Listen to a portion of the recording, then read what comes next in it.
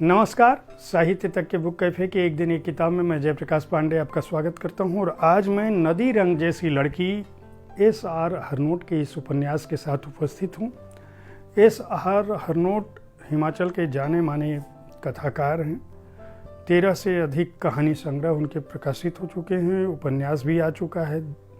देश भर और दुनिया भर के सम्मान पा चुके हैं।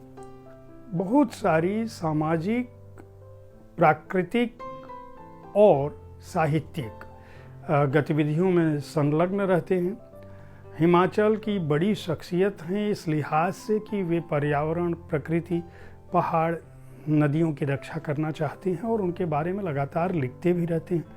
पुस्तक संस्कृति कैसे जिंदा रहे हिमाचल में, इसकी भी कोशिश करते हैं और कविताएं भी लिखते हैं। बहुत बेहतरीन कविताएं उन्होंने कोविड काल में लिखी थी जो बहुत चर्चित रही सोशल मीडिया पर। नदी रंग जैसी लड़की भी एक ऐसी ही कृति है। सुनमा देई नामक एक स्त्री होती है, उसकी कथा के बहाने वे पूरे पहाड़ की कथा कहते हैं, हिमाचल के दर्द की कथा कहते हैं, पर्वतीय क्षेत्र की कथा कहते हैं, पर्वतीय वन प्रांतर में जो लोक कथाएं हैं उनकी कथा कहते हैं, वहाँ के जीवन संघर्षों की कथा कहते हैं और यह बताने की कोशिश करते हैं कि विकास की आंधी के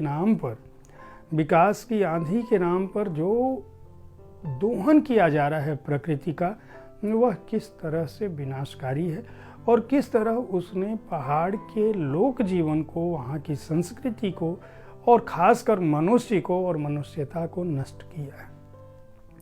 सुनमा देई का ब्याह एक तरह से जब वह पेट में थी तभी हो गया था।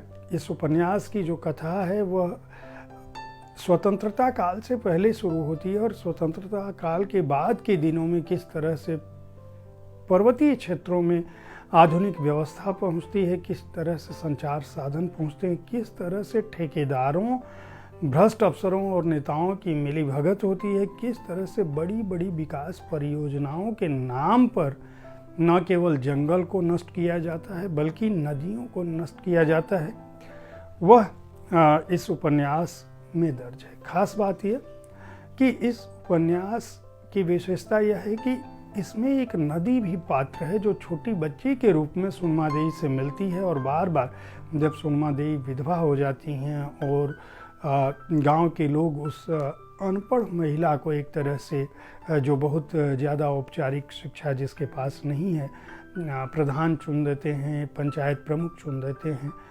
और जब वह पीड़ा में होती है और मुख्यमंत्री के सामने बयान दे देती है तो वह लड़की बार बार उसके जीवन में आती है और उसको यह बताती है कि किस तरह से उसका दुख, एक औरत का दुख, एक नदी का दुख, एक बच्ची का दुख समान है, किस तरह से उनकी खुशियाँ समान है, किस तरह से उनके जीवन के रंग समान है, किस तरह से उनके जीवन के संघर्ष समान है।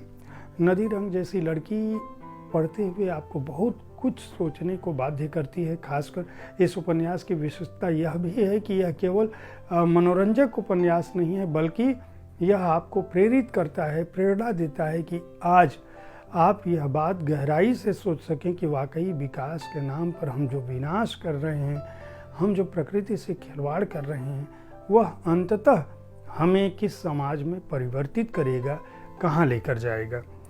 इस उपन्यास के प्रकाशक हैं वाणी प्रकाशन।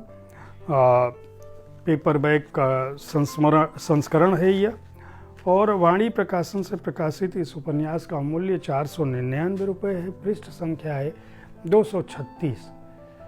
उम्मीद है साहित्य तक का यह एपिसोड आपको पसंद आया होगा। इस कार्यक्रम में आप किस तरह की पुस्तकों की चर्चा चाहते हैं, इसके बारे में अपनी राय से हमें ज़रूर अवगत कराएं।